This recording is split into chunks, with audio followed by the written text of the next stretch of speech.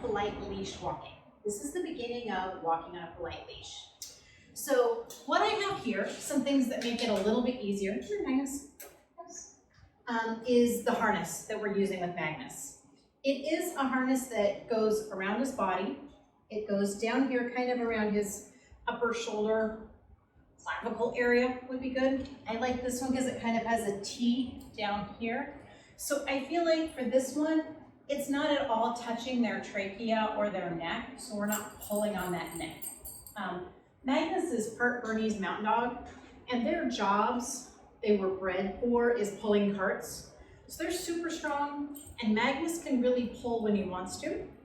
So I didn't want anything that was on his neck because I didn't want any issues with his neck or risking a collapsed trachea.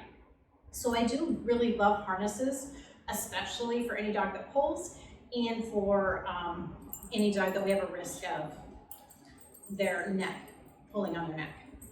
So when you use a harness, if you can find one, get one that has a clip on the top and one on the bottom.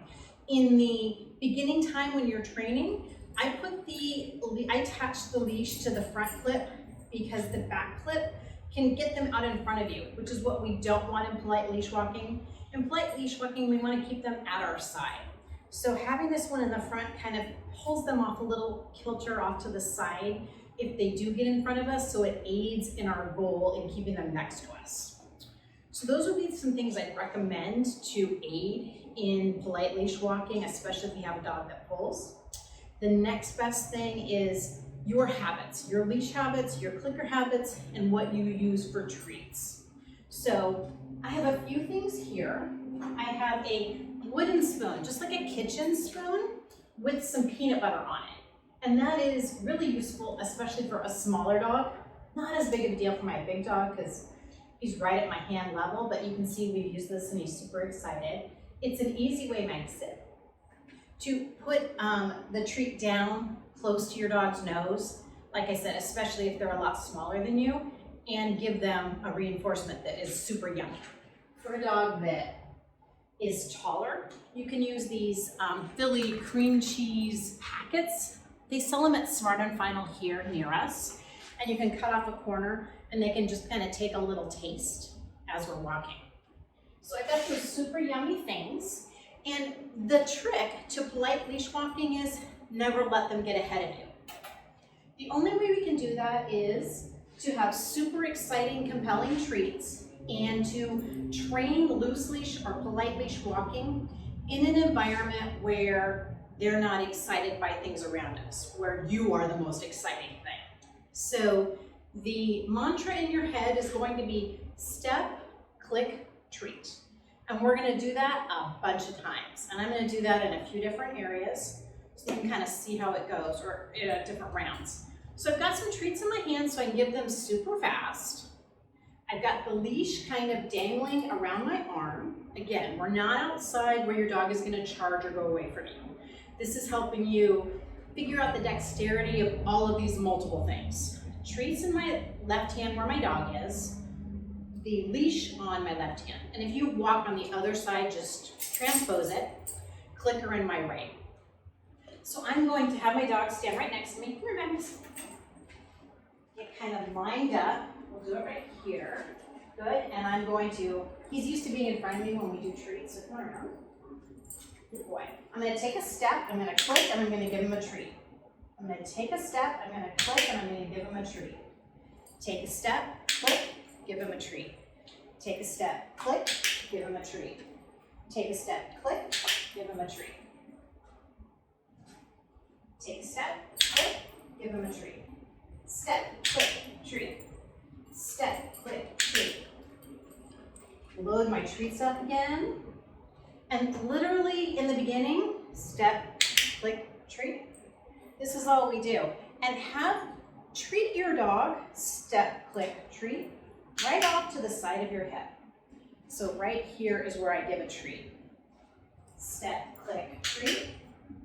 So if he starts to learn, right next to me is where he gets a treat. Step, click, treat. When your dog is like doing wonderfully at this, then you'll take step, step, click, treat. So now what that looks like. is step, step, click, treat. Magnus still is like, I don't know what you're doing. This is weird. We haven't done this in a long time. Step, step, click, treat. But notice he's not going in front of me. Step, step, click, treat. He's staying right behind me where the food is. Step, step, click, treat. Step, step, click, treat. Step, step, click, treat.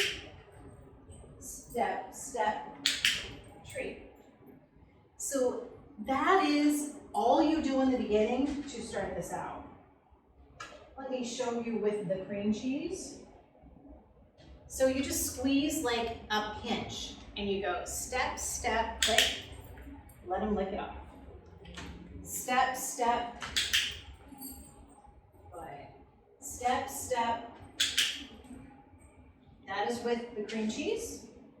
And then with your little spoon, same thing. It works great for a little dog because you have, wait Magnus, wait. You have a lot of range. You can get down to where your puppy is. Wait, okay. You can get down to where your puppy is without having to crouch really low. So it really helps if you have a littler dog. So us, step, step, click, click. Step, step, click, click. Step, step, step, click. Step, step, step, click. So when do you add another step? You add another step when your dog is staying right where you want them to stay, and they're doing it every single time. So in the beginning, you're going to add another step after every 5, 10, 20, 30 tries. You're gonna do this slower than faster.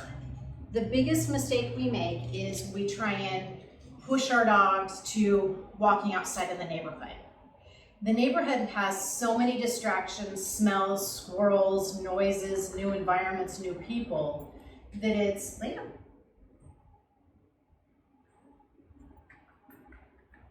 Good boy. Virtually impossible for them to focus on us when we're doing loose leash walking. So loose leash walking is a super duper advanced skill, but the problem is we need it right now.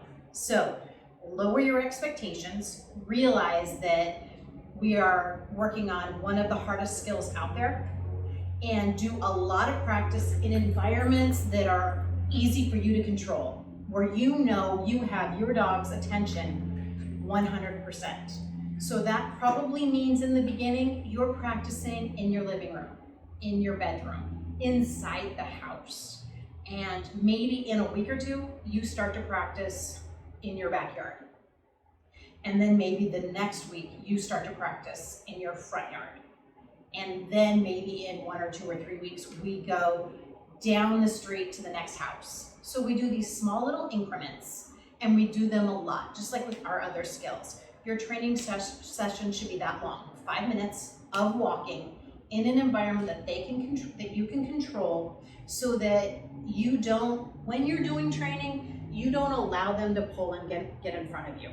So just like our other training sessions, when we're done, you say, all done, and maybe you take off the treat bag. Maybe you save something special for when you're training, like the cream cheese or the spoon, and that way they know, oh, this is our polite leash walking time, this is when I do this, because they are context driven. So I hope that gives you some help in starting your polite leash walking. Mantra is step, click, treat. Step, click, treat. After you've got that and it's solid, step, step, click, treat. Okay? So small little baby increments, that'll get you there, I promise. All right, take care.